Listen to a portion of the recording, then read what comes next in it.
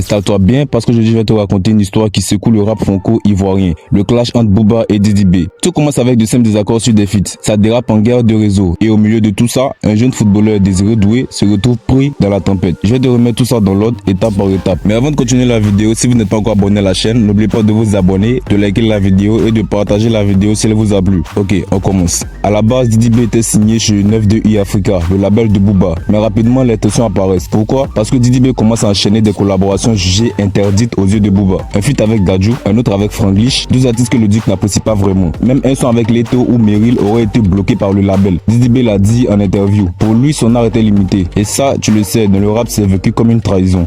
On m'interdit des feats, mais on me proposait rien de nouveau. Et vu que moi, je sortais d'un groupe qui a quand même une notoriété en Afrique, je me voyais pas comme un artiste en herbe à qui on doit interdire ici ou là, tu vois.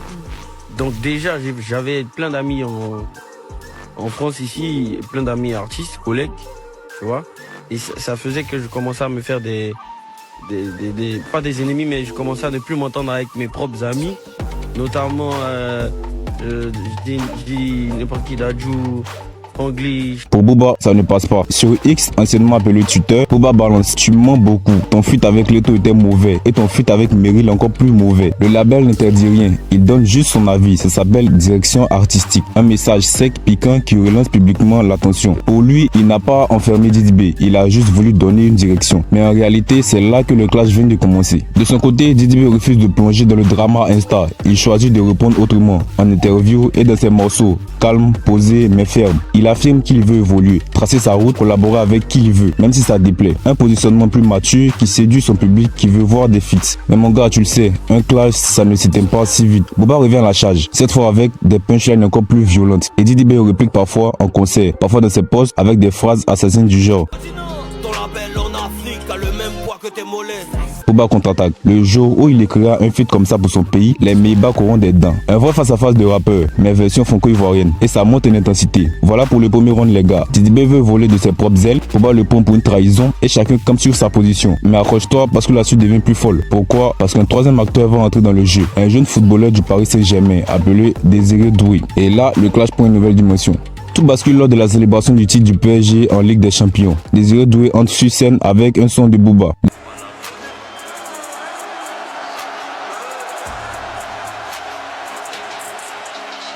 J'ai pas besoin de parler, je suis conséducteur. Le shit c'est du filtre et la coque c'est du beurre. J'arrive plus à me projeter, je vois que le MU. Et sa mère il est DU. Je vais me poser dans le maquis. Enterré sous terre tous mes cellulaires. Piscine à département. Pizza aux fruits de mer. J'aide les miens, ceux qui ont un crochet. Pas que mon prochain. Avant de prendre l'hypercute, tout le monde a un projet. Et puis tout et pour Désiré, ici c'est Le Duc est tellement fier qu'il soit quelques jours plus tard qu'il n'allait plus mentionner le nom de Booba sur ses réseaux sociaux, quoi. Donc voilà, au moins tout ça là c'est terminé, puis on passe à autre chose, quoi.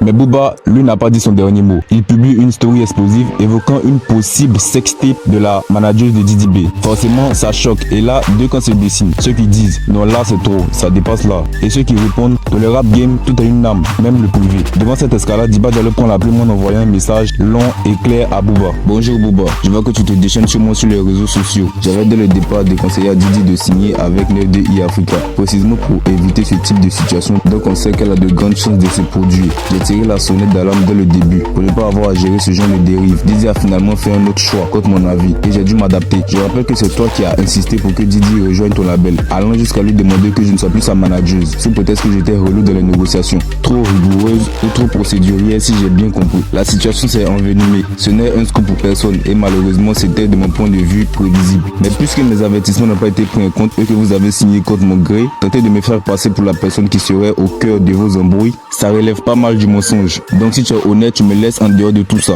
Aujourd'hui, nous sommes en pleine médiation judiciaire pour tenter de trouver une issue amiable à ce litige. J'ai d'ailleurs personnellement beaucoup œuvré pour parvenir à un accord et apaiser les tensions depuis que tu as commencé à le dénigrer publiquement en juin 2023. Quoi qu'il en soit, ni toi ni Didi ne devriez vous vous exprimer publiquement l'un sur l'autre et sur le litige qui vous oppose. Et si une discussion s'avère nécessaire, ce que je crois, elle doit avoir lieu dans le cadre de cette médiation, avec Anne Cibon, nos avocats respectifs et le médiateur. Je suis pour ma part tout à fait disposé à m'exprimer lors de la prochaine réunion de médiation. En ta présence, si tu nous fais l'honneur de celle-ci. Merci, Diba.